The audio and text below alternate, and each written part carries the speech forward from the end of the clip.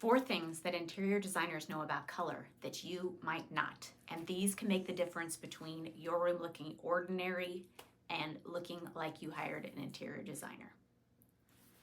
First, be sure you set your color palette before you buy anything.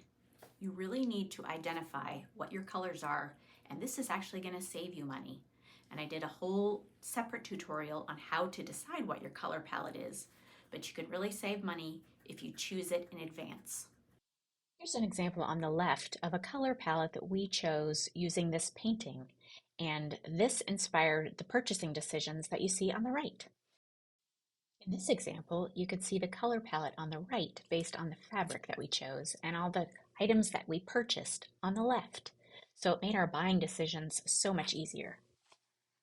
Number 2, you want to use your color palette a little bit all around your room, not just in one place. In fact, you should see the color in at least 3 different places. 3, you might think you have to use the same color palette throughout your whole house, but you don't. As long as your color palettes are cohesive from one room to the next, you can use different ones. In fact, it's a good way to add interest. Now, one thing you might try doing is having one color that carries through from one room to the next. For example, in my living room, I've got a lot of blue and red.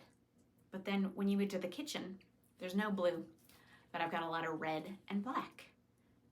Here's an example of a real home, and you can see that they use shades of pink and brown in every room, but in some rooms they use green and some rooms blue. Here's another real life example where they wanted to use a really vibrant blue in the dining room, but that color didn't carry through to the living room. And in the bedroom, they stuck with more neutral tones, but you can see that the colors all work together.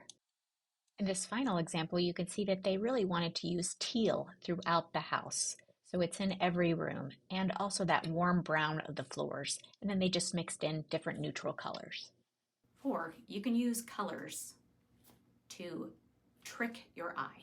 If you want something to look bigger and taller, you want to use light colors. And when you want something to look smaller, if you're looking for more tips about how to use colors in your home, be sure to check the next video.